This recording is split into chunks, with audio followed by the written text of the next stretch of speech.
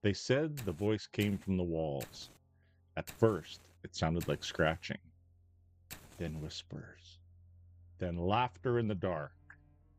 The Bell family prayed, searched the house, even tore apart the floorboards, but the voice only grew louder. It knew their names, it knew their secrets, and according to legend, it wanted one man dead. Welcome back to the fire. Tonight, we step into one of America's oldest and most terrifying hauntings, the Bell Witch. Good evening, wanderers of the strange and the shadowed. Pull your chair closer to the lantern light and listen carefully, because some stories survive for centuries for a reason. Tonight's tale comes from the hills of Tennessee, where a family claimed they were tormented by something unseen. Not for a night, not for a week, but for years. Some believed it was a spirit, others claimed it was a curse, and a few whispered something far worse, because whatever haunted the Bell family did not simply want to frighten them, it wanted to be heard. And according to those who witnessed it, it spoke. The year was 1817. Near the Red River settlement in Tennessee, farmer John Bell had built a quiet life for his family. The land was fertile, the house was sturdy, and the Bell family was respected by nearly everyone around them. For a time, life seemed peaceful, until John Bell noticed something strange in his cornfield. One evening, while walking near the edge of the property, he spotted a creature standing motionless in the fading light. Its body looked like a dog, but its head did not. The animal stared at him silently from the darkness, then vanished into the trees. John reportedly fired his rifle at the creature, but nothing was found. No blood, no tracks, no sound, only silence. At first he said little about it, but soon the strange events spread into the house itself. The Bell children began hearing scratching sounds inside the walls at night. Soft at first, like rats beneath the floorboards. But the sounds grew louder with each passing evening. Knocking echoed through the rooms. Chains rattled. Blankets were ripped from the beds while the family slept. The children awoke terrified, claiming invisible hands had pulled at their hair, and every night the fear worsened. Candles flickered violently. Whispers drifted through empty hallways. Then came the voice. At first it was faint, barely understandable, but over time it became clearer.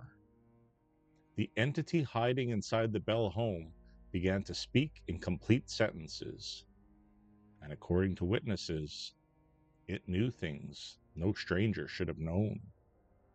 Private conversations, hidden family secrets, prayers whispered behind closed doors. The voice mocked them, laughed at them. Sometimes it sang hymns in the darkness. Other times it cursed with terrifying rage. Word spread quickly through Tennessee. Neighbors came to witness the hauntings for themselves. Some believed the family was lying until they entered the house. Many claimed they heard the voice with their own ears. Some said it sounded like an old woman. Others described it as something unnatural, as if several voices spoke together at once. Before long, the spirit became known by a single name, Kate, or as some historians would remember it, the Bell Witch. The entity seemed especially cruel towards John Bell and his young daughter Betsy. Betsy reportedly suffered the worst attacks. Slaps, pinches, her hair pulled violently by unseen hands. The family claimed bruises appeared on her skin overnight, and no matter where she went, the voice followed. but the witch's hatred for John still seemed even deeper. Witnesses said his health slowly began to fail. He complained of exhaustion, strange pains, moments where he felt unable to breathe. And all the while, the voice tormented him relentlessly. It insulted him publicly, threatened him openly, and according to legend, promised it would kill him. One of the most famous visitors to the Bell home was future President Andrew Jackson. As the story goes, Jackson had heard rumors of the hauntings and traveled to witness it himself. But before reaching the property, something strange allegedly happened. Jackson's wagon suddenly became stuck fast in the dirt road. The horses strained. The wheels would not move. Then a voice emerged from the darkness. "All right, General. Let the wagon move on. I'll see you tonight." Moments later, the wagon reportedly broke free with ease. That night, Jackson and his men stayed at the Bell home. And according to legend, they did not sleep. Some claimed invisible forces pulled blankets away. Others heard scratching and whispering around the room. One man reportedly challenged the spirit openly, only to scream moments later as unseen blows struck him repeatedly. By morning, Jackson was said to have declared he would rather fight an entire army than face the Bell Witch again. Whether true or exaggerated, the story spread like wildfire, and the Bell Witch became a legend. But the haunting was approaching its darkest moment. In December of 1820, John Bell's condition became severe. One morning, the family discovered him barely conscious. Near his bed sat a small vial filled with dark liquid nobody recognized. The Bell family later claimed the voice spoke from the room itself. "I gave old Jack a big dose of that last night."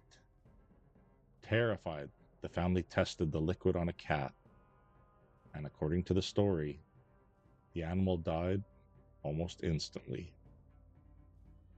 The next day, John Bell was dead, and during his funeral, some claimed the witch laughed and sang outside the house. Even after his death, the haunting reportedly continued for a time before fading into silence, but the legend never disappeared. To this day, people still visit the Bell Witch Cave in Tennessee. Many claim strange things still happen there. Whispers in empty tunnels, sudden cold spots, voices with no source, and shadows moving where no one stands. Was it mass hysteria, cruel hoax, religious fear, or something that truly waited in the dark hills of Tennessee? No one knows. But centuries later, the Bell Witch still speaks through stories whispered around campfires and glowing screens in the dead of the night. And maybe that is what makes the tale so terrifying.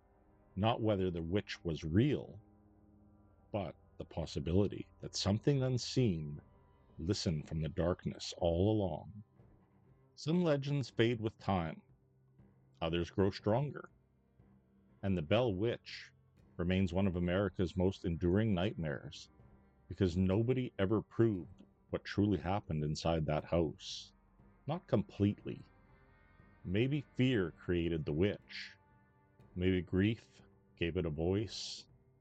Or maybe something answered when the Bell family called into the dark. And if that is true, what else might still be listening? I'd like to end this story with a poem, and here's the poem. The lantern dimmed beside the stair, yet still they swore it lingered there. A whisper drifted through the beams, like something crawling through their dreams. The walls would creak, the floorboards groan, as if the house was not alone. The Tennessee night turned deathly still beneath the shadow of the hill. And through the years have buried much. Some doors remember every touch. So heed the dark when voices call, or some things never leave at all. That's another story from the edge of night. Please like and subscribe to keep the torch alight. Good night.